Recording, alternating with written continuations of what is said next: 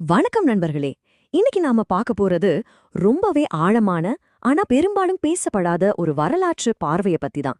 வாங்க இந்த சுவாரஸ்யமான ஆய்வுக்குள்ள நாம முழுசா இறங்கலாம்.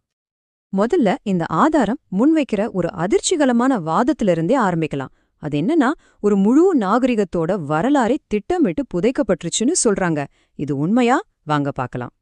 சரி, இதோட மைய கருத்துக்குள்ள போவோம். பல வருஷங்களா தமிழ் வரலாறுங்கிறது ரொம்ப புதுசு, அதோட இலக்கியமெல்லாம் ஒரு சில 100 வருஷம் பழசுதான் ஒரு கருத்து பரவலா இருந்துச்சு.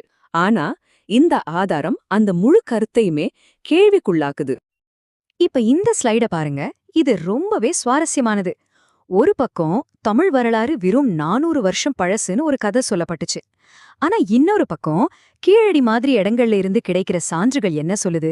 பிரம்மாண்டமான நகரங்கள் இருந்திருக்கு, தனித்துவமான எழுத்து முறை இருந்திருக்குன்னு சொல்லுது. பாத்தீங்களா, ரெண்டுக்கும் நடுவுல எவ்ளோ பெரிய வித்தியாசம் இருக்குன்னு. சரி, இலக்கியம், எழுதின பதிவுகள் இதெல்லாம் ஒரு பக்கம் இருக்கட்டும், அதையெல்லாம் பிற்காலத்துல வந்ததுன்னு ஒதுக்கி வச்சுட்டாங்க. ஆனா இந்த பூமி தொல்பொருள் ஆராய்ச்சியாளர்களுக்காக என்ன ரகசியங்களை உள்ளுக்குள்ள வச்சிருந்துச்சு, நிலத்துக்கடியில என்னென்ன சான்றுகள் காத்துக்கிட்டு இருந்துச்சு? முதல்ல அதிகாரப்பூர்வமா என்ன சொல்லப்பட்டுச்சுன்னு பாப்போம்.